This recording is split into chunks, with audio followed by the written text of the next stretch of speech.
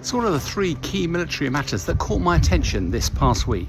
First area of interest is Iran. There was a pause in the fighting right at the start of the week, ostensibly allowed time for talks, although Iran said they weren't talking to America. It looks like what's happening is Oman control the southern part of the strait, Iran, northern part of the Strait of Hormuz, have actually been talking between the two of this.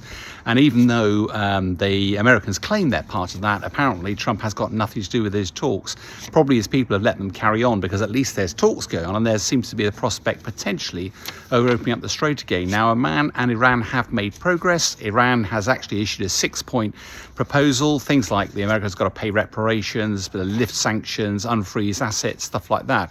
I think what's fascinating here is that it feels like a bit of defiance against America, and let's face it, Iran is dictating terms to America, not the other way around. You can only imagine that President Trump must be furious, but his advisors will be turning around and say, wait a minute, if this gets the Strait of Hormuz open, that's got to be good news. From there, we can start to look at the nuclear issue. Second key issue this week, obviously, is Ukraine. There's a massive step up now in the attacks of Russia against particularly Kyiv, the Ukrainian capital. Now, the Russians are regularly launching waves of drones, but largely Ukraine has found a way of shooting those down. Likewise, cruise missiles, because the fighter jets are quite good at shooting those down. But ballistic missiles, they leave the Earth's atmosphere, go very, very much faster than the speed of sound, very difficult to shoot down.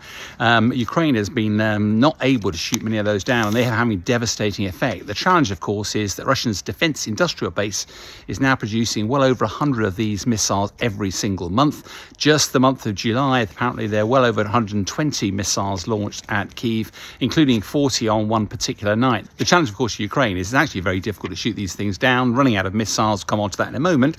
But the key, I suspect, here is less about trying to shoot down the missiles, but if Ukraine could develop its own ballistic missile threat against Russia, Russia would have a similar problem actually shooting these things down.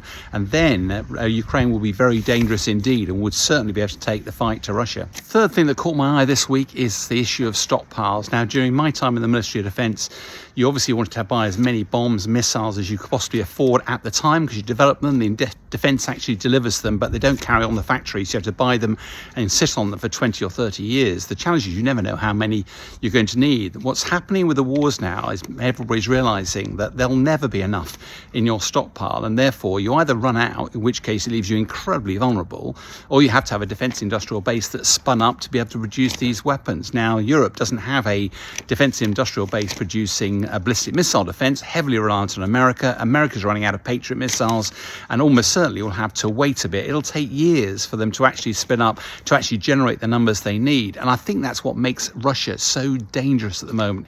It is spending a huge amount of its own GDP on defence. It's got its defence industrial base producing huge amounts of munitions, a massive advantage to the West. That is something that is very dangerous if Europe doesn't somehow step up to the plate.